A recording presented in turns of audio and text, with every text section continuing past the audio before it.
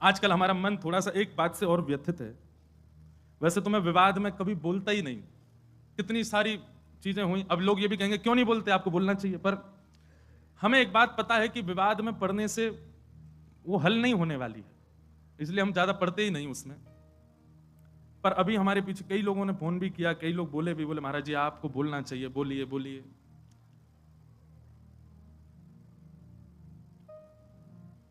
अभी कुछ जो हमारे आजकल के लोग हैं ना, कुछ वेस्टर्न कल्चर को फॉलो करने वाले, अब वो वृंदावन की तरफ रुझान तो रखते हैं, पर रुझान किस लिए रखते हैं, उसमें भी व्यापारी दिखते हैं। कोई ऐसी कंपनी है जिसने अपने वस्त्रों के बेचने के लिए हमारी ब्रज की लीलाओं का भाव रखा। एक विचार करो मन में, हरिराम व्यास जी की एक पंक्ति में लगभग हर कथा में गाता हूं, और उस पंक्ति में एक बात हरिराम व्यास जी कहते हैं, जहां श्री राधा चरण रेणु की कमला लेत बलैया। कमला यानी कि लक्ष्मी को भी किशोरी जी की स्वच्छंद बलैया लेने का अधिकार नहीं है।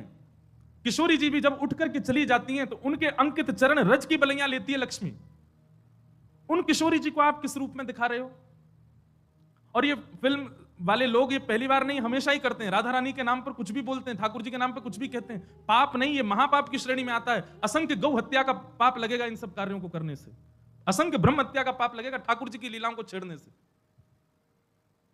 हमारे वृंदावन में कितने कितने कितने भाव से किशोरी जी की सेवा। बिहारी जी विराज रहे हैं, किशोरी जी कहां है? गादी जी के रूप में ऊपर से घूंघट करके विराज रही हैं। राधा वल्लभ जी में चूड़ामणि के रूप में विराजमान है, घूंघट करके विराज रही हैं। श्री राधा रमण जी में नाम रूप से विराजमान है, चूड़ामणि घूंघट करके विराज रही हैं। जहां किशोरी जी के दर्शन का अधिकार मुझको और आप सबको नहीं है, वहां किशोरी जी को किसी को भी किसी प्रकार के वस्त्र धारण करा करके आप स्वरूप प्रकट कर दो, ये अच्छा तो नहीं। और केवल वैसे तो कभी लीला सुनी नहीं, वैसे तो कभी कथा सुनी नहीं, वैसे तो वृंदावन भी नहीं आए हैं कभी, किशोरी को जाना नहीं, सखियों को जाना नहीं। उनसे पूछ लिया जाए कि अष्ट सखियों के नाम ही बता दो, नहीं जानते। अष्ट सखाओं के नाम ही बता, केवल अपने व्यापार को बढ़ाने के लिए किशोरी जी और ठाकुर जी के भावों को ले रहे हैं। किशोरी जी और ठाकुर जी तो बड़े दयालु हैं, बड़े कृपालु हैं, कुछ नहीं कहेंगे। पर ये जो अष्ट सखियां हैं ना, और ये इनके चरणों के सदा दास बने हुए जो नक्षत्र आदि हैं, किसी दिन ये कुंपित हो गए, ऐसे मुंह के बल घेरेंगे कि उठ नहीं पाएगा कोई। हम प्रार्थना ही कर सकते हैं कि भैया इस प्रकार की ठाकुर जी के भावों को छेड़छाड़ मत करो। हमारे वृंदावन में 40-40, 50-50, 60-60 साल व्यतीत कर देते हैं महापुरुष। मधुकरी पाते हैं, यमुना जल में स्नान करते हैं, सर्दी गर्मी कुछ भी हो, फिर भी भोर में मंगला करने के लिए जाते हैं। इतना शुद्ध भाव ठाकुर जी और किशोरी जी के प्रति रखते हैं, तब भी जाकर के राधा तत्व को पहचान नहीं पाते। और आप लोग कभी कथा नहीं सुनते, कभी लीलाएं नहीं जानते, कभी वृंदावन नहीं आए, और सीधे केवल अपनी वस्तुओं को बेचने के लिए ठाकुर जी का आश्रय लेते हैं। जितने भी युवा श्री किशोरी जी के आश्रित हैं, जितने भी युवा वृंदावन से जुड़े हैं, बड़े बूढ़ों को हम तंग नहीं कर रहे, युवाओं से कह रहे हैं, जितने भी युवा वृंदावन से जुड़े हैं, जितने भी वृंदावन के भाव से जुड़े हैं, वृंदावन का प्रसाद एक बार भी जिह्वा पर धारण किया है, किशोरी जी का नाम उच्चारण करते हैं, उर्दपुंड ब्रजरज अपने माथे से लगाते हैं, सब लोगों से हमारी प्रार्थना, आपका नाम जप, आपका व्रत, आपकी एकादशी, आपका वृंदावन आगमन सब व्यर्थ हो जाएगा यदि इसका विरोध नहीं किया तो। किशोरी जी के भाव में सब लोग आगे आइए। कुछ दिन पहले भी विवाद हुए थे, परंतु ये ज्यादा है। ये नहीं तो हमारे फिल्म जगत के लोग तो कभी भी कुछ भी करते हैं, राधा रानी पे ऐसे फूहड़ गीत भी बना देते हैं, उनके स्वरूप को कुछ भी दिखाते हैं। हम सत्य बताएं, मंच से पहली बार कह रहे हैं, आज तक श्री रामानंद सागर जी के द्वारा बनाई गई रामायण और पुरानी जो महाभारत थी उसके बाद जितने भी राधा कृष्ण या कोई भी ठाकुर जी के नाम से सीरियल भी बने हैं ना, किसी में रुचि नहीं आई आज तक, क्योंकि वो रूप आया ही नहीं जो आना चाहिए था। और हम एक और घोषणा करें, जैसे भक्ति पथ है ऐसे भक्ति पथ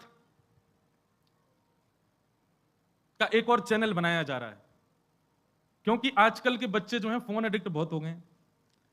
अधिकतर घरों में देखा गया दूध नहीं पी रहा तो उसके सामने कुछ भी चला देंगे, वो देखता रहेगा कार्टून, और फिर उसके बाद में उसको खिला देंगे, पिला देंगे, जो भी करेंगे। तो हमने एक भाव रखा, जितनी भी लीलाएं ठाकुर जी की बाल्यकाल की सुनाते हैं कथा में, उन सबको कार्टून रूप में करके फिर उनको यूट्यूब पर डाला जाए। अब क्या दिखाना है बालक को? नहीं दूध पीवे तो सूरदास जी का पद हम गा रहे हैं, उसकी व्याख्या कर रहे हैं। ठाकुर जी चोटी पकड़ के कह रहे हैं, कबहू बढ़ेगी चोटी मैया मोरी, किते बरस मोए दूध पिबत भय, ये अजहू है छोटी। अब इसका ढूंढ रहे हैं कोई मिले हमको एनिमेशन वाला अच्छा, बहुत जल्दी, अगर राधाष्टमी तक भी लगे हैं, कोई मिल जाएगा तो जल्दी जी, जितनी लीलाएं ठाकुर जी की बाल लीलाएं सुनाते हैं, किशोरी जी की बाल लीलाएं सुनाते हैं, और फिर वो शुरू होगा काम तो फिर और ज्यादा लीला सुनाएंगे। उन लीलाओं को बालकों के लिए कार्टून उसका बनवा करके फिर डलवाएंगे, दिखाओ बच्चों, दिखाना ही है फोन तो वो दिखाओ।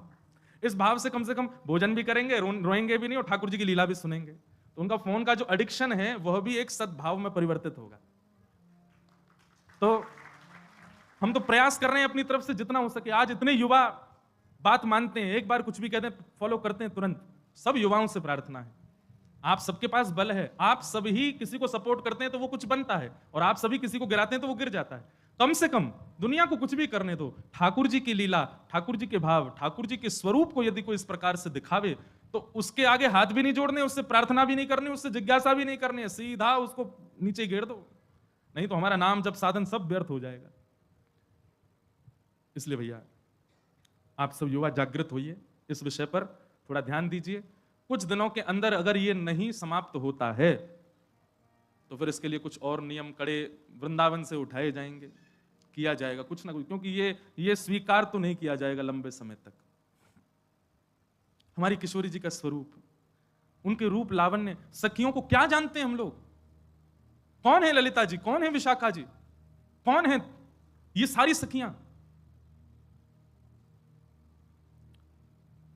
ये सब ऋषि मुनि महर्षि ना जाने कितने वर्षों की तपस्या करते हैं, तब जाकर के इन स्वरूपों में आकर के ठाकुर जी के साथ विहार कर रहे हैं। इसीलिए भय लगता है अधिकतर ठाकुर जी की रास लीलाओं को मंच से बोलने में। क्यों? क्योंकि हम लोग इस प्रकार की छवि बना लेते हैं। जिन किशोरी जी का रूप देख करके, अरे जिन किशोरी जी के नख चंद्रिका को देख करके मानव के चित्त से भयंकर रोग काम नष्ट हो जाता है, उन सखियों को आप उस रूप में दिखा रहे हो। इसीलिए तो हमारे यहां की रसोपासना को बार बार आचार्यों ने कहा, इसको गोपनीय रखो, इसको गोपनीय रखो, इसको गोपनीय रखो, इसको सबके सामने मत बोलो। संसार के लोग बड़े विचित्र हैं, ये किसी भी रूप में दिखा सकते हैं, किसी भी रूप में चिंतन कर सकते हैं। हम भी कभी कभी बोलते हैं कथा में, लेकिन भय लगता है। अब तो ऐसा मन में सच में कल से ये भावना आ रही है कि निकुंज की उपासना के विषय में अब चर्चा मैं भी कम ही करूं कथा में, और निकुंज की चर्चा करें भी तो सीमित लोगों में करें, और सीमित लोगों में भी करें तो उसका कोई टेलीकास्ट ना करवाएं, क्योंकि लोग तो कुछ भी समझ लेते हैं बातों को।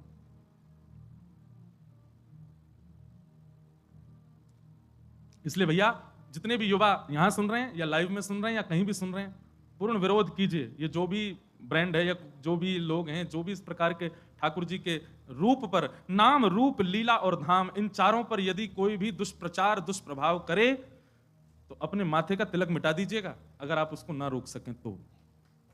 मधुकर शाह अकबर के यहां गए। मधुकर शाह हरिराम व्यास के शिष्य थे।